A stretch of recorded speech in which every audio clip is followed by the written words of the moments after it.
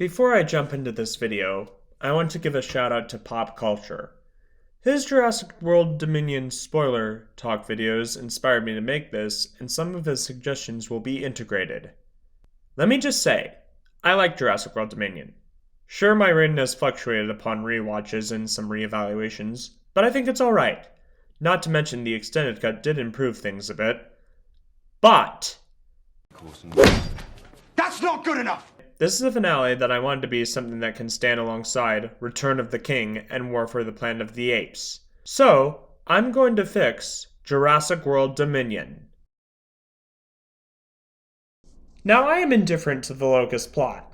On one hand, it's cool to have some prehistoric bugs in the mix, but still, it would have been better with the dinosaurs as the main threat. Luckily, there is a good replacement for the Locusts that Michael Crichton provided.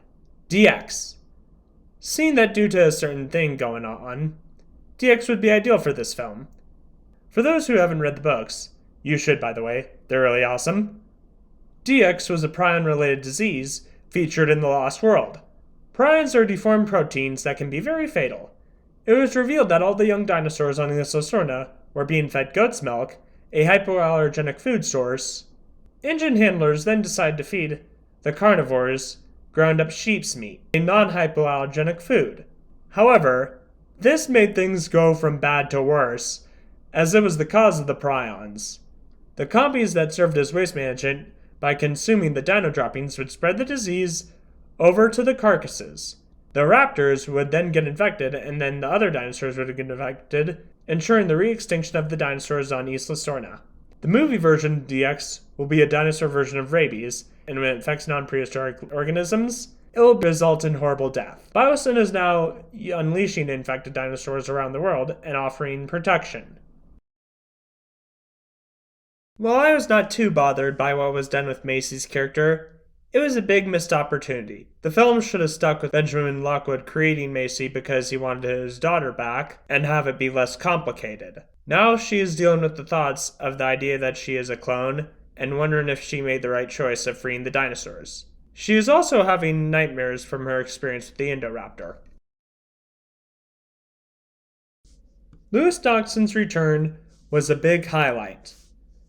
While he was by no means a terrible antagonist, he was nothing like the Dodgson from the books. In the books, he was the kind of person that would kill someone or send someone after them.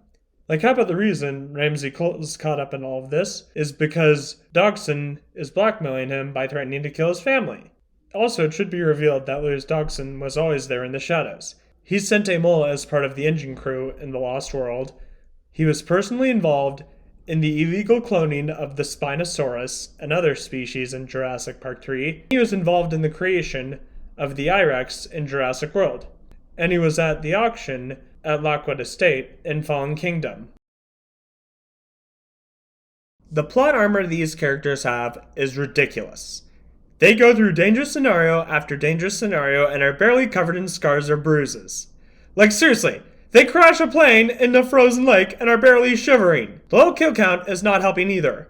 How does this get fixed? By killing off some cast members. But who? Well, let's kill off 2 of the 5 original cast in a meaningful way. Also, let's introduce a few new characters to get killed off.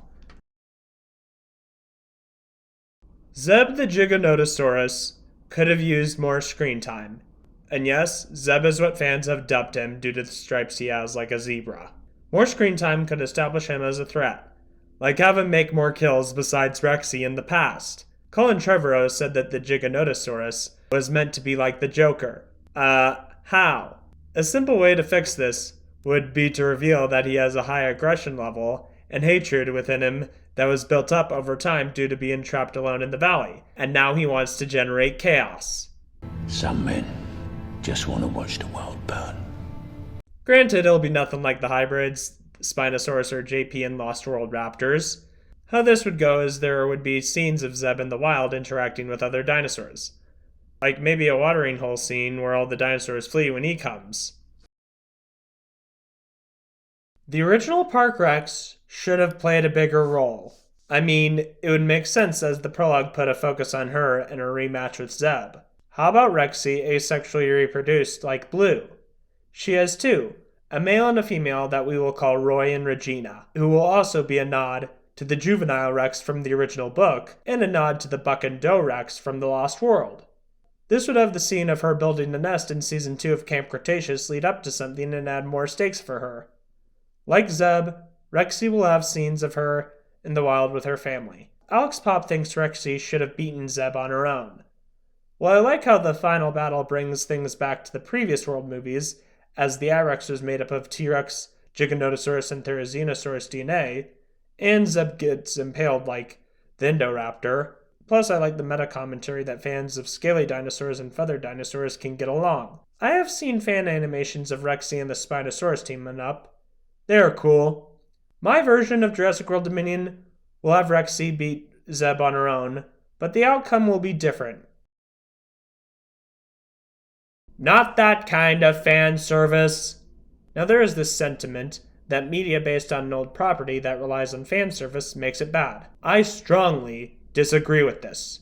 There is nothing wrong with fan service, but there is a way to do it. Now I've been a defender of the fan service and callbacks in the previous World movies, as they felt like they had substance. The callbacks in Jurassic World worked because the series was on a 14-year hiatus, and the ones in Fallen Kingdom worked because it was celebrating the franchise's 25th anniversary and was saying farewell to Isla Nublar. Most of Dominion's callbacks and references have little substance. Now Rexy walking past the ring resembling the JP logo, the White Rabbit referencing the operation to steal the embryos, Dodgson getting swarmed by Dilos, Ellie and Grant becoming a couple? That's awesome! Rexy meeting up with the Buck and Doe Rex from The Lost World is cool, but it could have had more meaning. Same with Dodgson having the Barbasol can. But things like Grant asking about a T-Rex and the gang rebooting the system in the same fashion as the OG is tacky. Not to mention there are missed opportunities like cameos from characters from past movies. I agree 100% with Alex Pop that Dominion should have had Exodus references. Since the previous movie had references to Genesis, it would make sense. The Mosasaurus attacking the boat would cause blood in the water. The infected dinosaurs will, obviously, represent the invading animals, and they will decimate the livestock. Then there's a wildfire, and the power reboot shutting things off will represent darkness. Oh, and during Dodgson's conversation with Ramsey, he mentions that he is a firstborn son. As a bonus, an extra Ian talks to is named Aaron, an Easter egg to Goldblum's role in DreamWorks' Prince of Egypt. Dominion shall have Exodus references. So let it be written. So let it be done. Okay, I went over what needs to be changed. Now this is my pitch. The movie will open mostly how it did, except when we cut to the kids at the farm, instead of locusts, they come across a pack of ornitholestes. These ornitholestes have a weird look in their eyes and are drooling. The ornitholestes chase the kids, but they hide in the barn. Ellie Sattler comes to the scene and examines the decimated livestock. The farmer shows Ellie the dead ornitholestes that she managed to shoot. Ellie notices the drool from its mouth and takes a sample. She discovers it has been infected with some kind of virus and then meets up with Grant and to embark on their journey to stop Biosyn. Zia Rodriguez from the last movie joins Owen and Claire on their quest to save Beta and Macy in Malta. Now there will be a new character, Erin Shodasak, Kayla's co-pilot. She and Kayla will have a thing going on since DeWanda Wise confirmed Kayla was bisexual. While Owen and Claire and Kayla and Erin set out to Biosyn, Zia stays with Barry to help tend to the dinosaurs at the black market. Erin will be joining Owen and Kayla in the plane crash, while Claire gets ejected out. During the Pyroraptor attack, when Owen ends up in the water, the cold affects him, leaving him nearly incapacitated. Kayla and Erin help him to the elevator. The encounter they have with Zeb is him scaring off Rexy's offspring from the deer carcass. Macy's origins stay the same from Fallen Kingdom, but are expanded on. Wu asked if Macy ever recalls being sick, to which she answers she has never been sick. The reason for that is that Charlotte Lockwood had cancer and was working on a cure by studying dinosaur DNA, but before she could use the cure on herself, she died. Benjamin used her research to make Macy immune to any kind of illness. Now Wu wants to use Macy's DNA to end DX. Macy reluctantly agrees under the condition that Lou will set her and Beta free, to which he complies, and makes it seem like she broke free on her own. Macy then meets up with Alan and Ellie, who have gathered the evidence to expose Biosyn. On their journey, Massie reveals that she was the one who set the dinosaurs free, to which Grant tells Massie that some of the worst things imaginable have been done with the best intentions, but sympathetically, as opposed to the condescending way he told it to Billy in Jurassic Park III.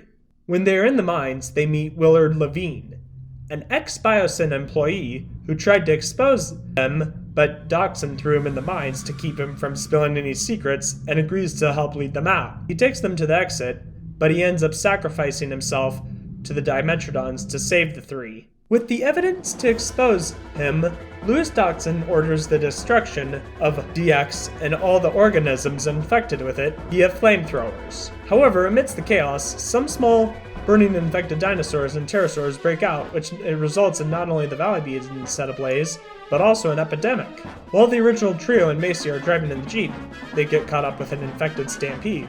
Then they end up in the tower with the others. Enter the Giganotosaurus attack, where Aaron ends up getting eaten. During the scene when Kayla shoots Zeb, she remarks, "That's for Aaron." While the gang is recovering from the attack, Grant concludes that Zeb is acting extremely aggressive because Giganotosaurus were pack hunters, and Zeb has no pack mates. This has Owen bring up its like with how the raptors have to be raised, right? Hence why the raptors in the first two Jurassic Park movies were malicious killers. With a good deal of the dinosaurs infected, the radio chips are used to quarantine the healthy dinosaurs and an evacuation is called. Dodgson figures out Ramsey was plotting against him, so he starts searching, intent on killing him, and later his family. But Ramsey already joined everyone else. Furious, Dodgson stores the last bit of DX in a vial and then puts it in a briefcase. He then enters a monorail. Our heroes have to find a way to turn off the aerial deterrent system in order to get out of here, so Claire calls Franklin Webb from Fallen Kingdom and has him hack the system. A shutdown of the system is performed, causing a blackout. This forces Dodgson to exit the monorail. He then hears hooting. He turns to see two Dilophosaurus. He pulls out a gun and is about to shoot, but then the dilos back away. He smirks, but when he turns around, he sees the reason they fled. A big dilo, one taller than a human. The dilo spits, hitting him in the eyes, and Dodgson starts shooting blindly, but is unable to land a hit. The big dilo grabs him by the head and tosses him. Dodgson gets back on his feet and tries to make a run for it, only to trip and fall down a hill, breaking his ankle. Once he regains his vision, he notices that the case he had with the last bit of DX has been opened. He looks to see the vial broken under his chest. He has been infected! He then laughs hysterically. We then see a zoom out of the sanctuary and him screaming. Once the power returns, they continue working. As Franklin is hacking the system, he finds old files revealing Dodgson was there in the shadows in every JP movie. Alan, Malcolm, Owen, and Massie are hunting for Beta. They find her, but she is hiding. The reason for that is a Pyroraptor is in the area. Owen notices the Pyroraptor looks different, most notably around the mouth and the eyes. It has been infected. After taking care of the Pyroraptor, they capture Beta. Our heroes regroup, but notice that Ian has been acting strange. It's then revealed Ian got bitten by the Pyroraptor, getting infected with DX. It is then that Henry Wu enters the scene, proclaiming he has a cure for DX and wants to use it on Ian. While they are reluctant at first, Massie reassures the group he can be trusted, as he helped her escape, and Wu successfully cures Ian, and Wu says that more can be made. Kayla then announces that she's got the chopper ready. Enter the final battle. We have the cast ready for pickup, but hear a familiar roar and see the original Park Rex pass by a ring recreating the JP logo. She approaches the group, staring at them intensely. We then see flashbacks revealing she remembers them. She stares beyond them and sees her rival Zeb. As the two titans size each other up, flashbacks of Rexy's past cut in between. Grant then says the line, "This isn't about us." Rexy and Zeb clash. The fight plays out with the humans caught in the crossfire. During the fight, Ian gets badly injured, forcing Ellie and Alan to carry him to the chopper. The original cast make it to the chopper, but the new cast end up separated and get trapped with Zeb pinning an unconscious Rexy to a stone wall. In the distance, Rexy's offspring see their mother knocked out. Wu then hands the cure to Grant and tells him to put it to good use. Then takes a flare, lighting it up, and runs, luring Zeb away, allowing the others to make it to the chopper. He looks back at the group, giving a smile. As Zeb is eating Wu, Regina and Roy come over Rexy's body, nudging her. We then have a close-up of Rexy's eye and a flashback of her lying on the ground in the past. She finds the strength to get back up. The fight continues, but Rexy is fighting with more ferocity. During the fight, Zeb manages to fatally wound Rexy, but she finishes him off. Zeb falls to the ground and Rexy roars in victory, with her offspring joining her. Then sad music plays as Rexy limps away. She then falls to the ground. Regina and Roy nudge her, to which she nudges back lovingly, but is unable to get on her feet. But she doesn't care. All that matters to her is that her offspring are safe. She then stops moving and breathing altogether. Regina and Roy nudge more frantically, but nothing happens. The last dinosaur from the original park is now gone. Regina and Roy then give mournful roars. The cast back in the chopper witness this and give a moment of silence for the Queen of Nublar and Wu. The surviving cast are now at the landing pad, where the cure for DX gets handed to doctors. Malcolm gets transported off to a hospital, making a witty remark on the way. And then, of course, this.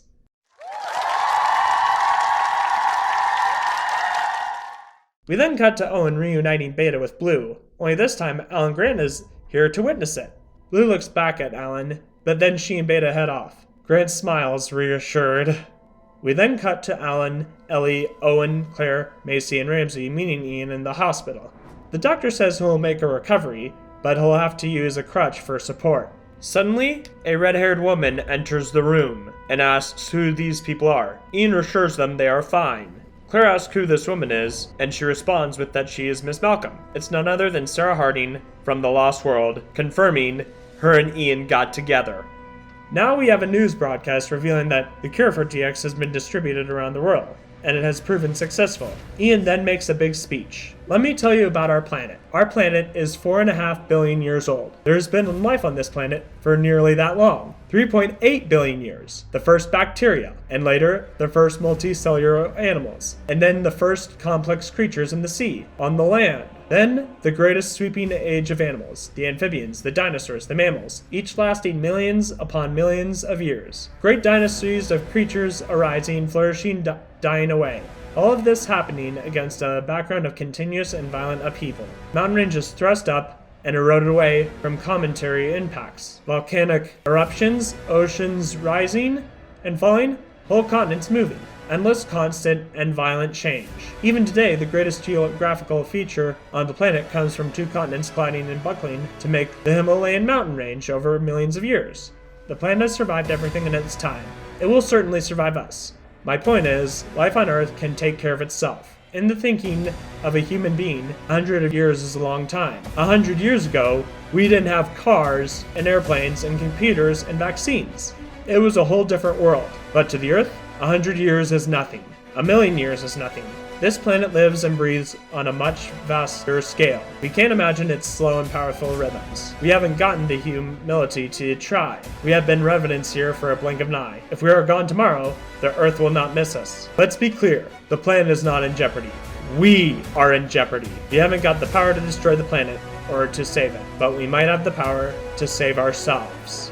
As Ian gives his speech, we have Kayla adding the new touches to her new plane, which she names Aaron, and adds a picture of her and Aaron to the yoke. We have Ramsey Cole meeting with his family and embracing them.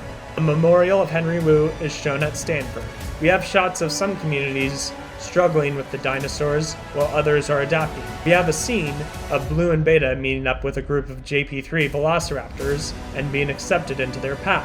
The final shot is that of Regina and Roy roaring off into the horizon.